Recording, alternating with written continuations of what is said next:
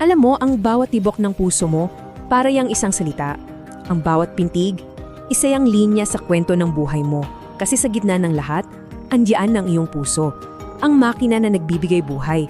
Sa bawat pangarap, sa bawat ngiti, sa bawat pagmamahal. Yan ang sentro ng mundo mo. Paano kung sabihin ko sa'yo na may kalaban ka? Isang kalaban na tahimik lang na kumikilos. Isang anino na nag-aabang sa bawat desisyon mo. Isang panganib na pwedeng sumira sa lahat ng pinaghirapan mo nang hindi mo man lang namamalayan. Halika, kilalanin natin siya dahil ang kalaban na ito may pangalan at ito yung panganib na kinakaharap ng milyong-milyong tao sa buong mundo. Hindi ito namimili, bata man o matanda. Ito yung tinatawag nating tahimik na panganib. Ang pangalan niya? Sakit sa puso o heart disease.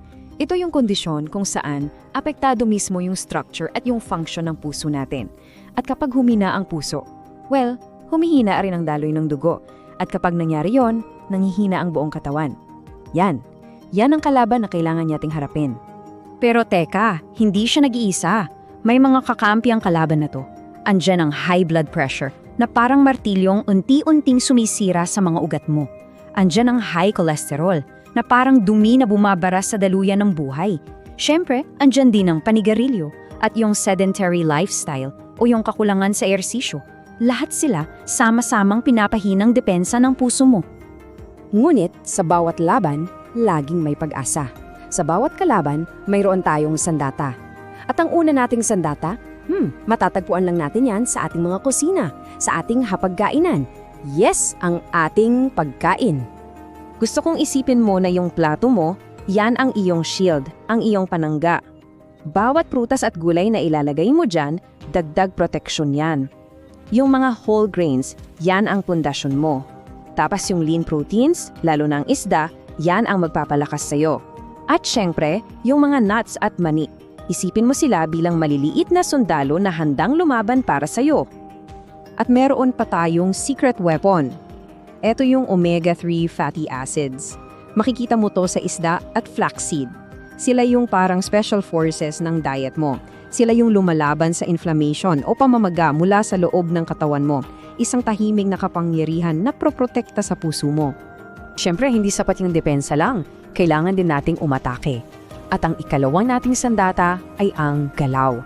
Dahil tandaan mo to, ang isang pusong gumagalaw ay isang pusong lumalaban. Isang pusong nananatiling malakas. Hindi mo kailangan ng super complicated na training, okay? Magsimula ka sa simpleng paglalakad araw-araw o kaya mag-bike, pwede ring lumangoy. Bawat hakbang mo, bawat padyak, bawat langoy, yan ang ehersisyo na nagpapalakas sa muscle ng puso mo. Pinapaganda niyan yung circulation ng dugo at inihahanda yung puso mo sa anumang laban.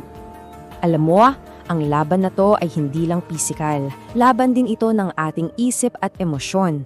Kaya naman ang ikatlo nating sandata, para sa iba ito ang pinakamahirap kunin, ito ay ang kalma. Tingnan mo to, dalawang magkaibang mundo, di ba? Sa kaliwa, yung kaguluhan, yung chronic stress na unti-unting sinisira ang depensa ng puso mo. At sa kanan, yung kapayapaan na dala ng kalma at mindfulness. Yan naman ang nagpapatibay dito. So, ang tanong, aling mundo ang pipiliin mo?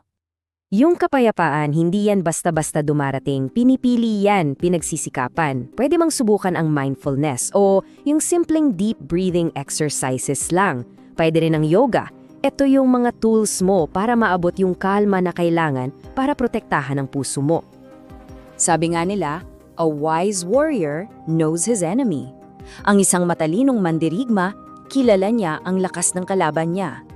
Kaya ngayon, oras na para alamin natin ang mga numero. Para malaman natin kung gaano ba talaga kalakas itong kalaban na hinaharap natin. So, eto na. Handa ka na bang harapin ang katotohanan? Alam ko pwedeng nakakatakot yung mga numero. Pero isipin mo, hindi ito para takutin ka. Ito ay para bigyan ka ng kapangyarihan. Dahil 'di ba, knowledge is power. Ang kaalaman ang tunay na kapangyarihan. Okay, unahin natin yung blood pressure mo. Ang ideal, sabi nila, nasa around 120/80. Yung numerong yan, isa yung mahalagang sign kung gaano kahirap nagtatrabaho yung puso mo. Ang tanong, alam mo ba ang numero mo? At paano naman yung cholesterol mo? Ano ang numero mo? Yung hindi mo pag-aalam dito, para kang naglalakbay sa isang madilim na kwarto. Oras na para buksan yung ilaw. Oras na para alamin ang numerong to. Syempre, sa tulong ng iyong doktor. At syempre, wag nating kalimutan, ang timbang mo ay napaka-importante. Susi ito. Ang pag-maintain ng healthy weight ay direktang nakakatulong sa pagkontrol ng iyong blood pressure and cholesterol. Nakikita mo, lahat yan magkakakonekta. Ayan, ngayon, alam mo na ang mga sandata mo. Ngayong alam mo na kung paanong suriin ang kalaban. Ang huling desisyon, palaging nasa iyong mga kamay. Ito ang iyong kumpletong arsenal. Kumain ng tama, gumalaw araw-araw.